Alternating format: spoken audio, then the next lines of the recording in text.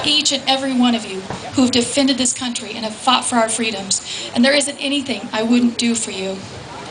I would like to tell you today about a young man who used his voice, he used his vote, he used his life, and he used his death to make a difference in America. And that's my son, Mark Allen Lee.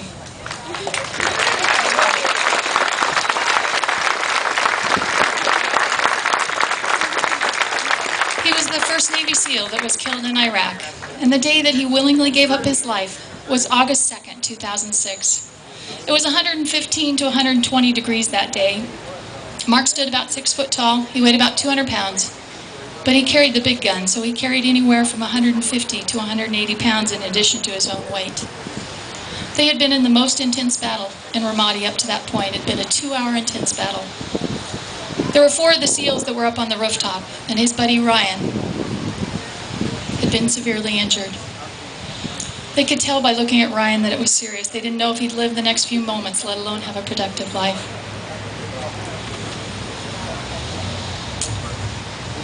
Just found out yesterday that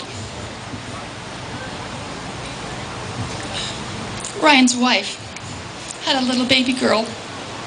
So it's a little more emotional for me today. But they got Ryan down. Mark made the choice at that point to stand up into the direct line of fire, hoping they would fire on him so they could get the medic up to the rooftop.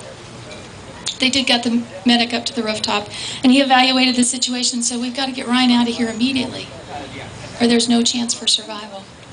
So not once, but a second time, Mark made the choice to stand up into the direct line of fire, again, to provide cover so they could get down off the roof. They all got down off that roof, and they went back to the base. And I'm proud to tell you today that in Ramadi, Iraq, there is a base named Camp Mark Lee after my son.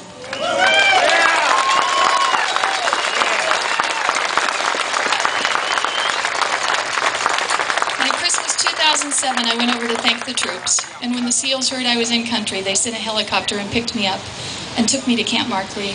And I got to see where he walked, see where he slept. I brought home some of the soil where he laid down his life. And I'm so proud of that young man. The chief came in when they went back to the base and said, we've found 30 of the insurgents that just attacked us. Are you guys up to going back out? I'm sure glad they didn't ask me, because I said, you know what, there's a Marine base just on the other side of the wall. Go find some of them that are fresh, that haven't been in an intense battle. But Mark looked at his chief. He looked him in the eye and he said, Roger that, let's go get them. So they went back into Ramadi. They cleared several houses and went in the last house that Mark would be in that day. They cleared the bottom of the house and started to proceed up the steps. And Mark made the choice to lead them up the steps. He wasn't an officer, that wasn't required of him, but he was a leader. And as they went up the steps, they drew enemy fire through a window. And for the last and final time, Mark made the choice to turn into that line of fire, to defend his buddies. But he didn't do that just for his buddies. He did that for each one of you. He did that for me. He did that for that country that he so loves.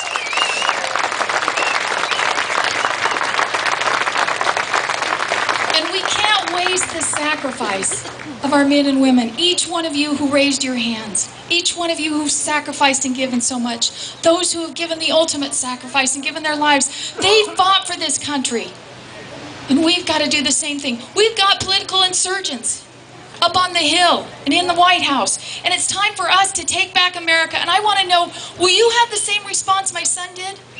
Will you say, Roger that, let's go get him?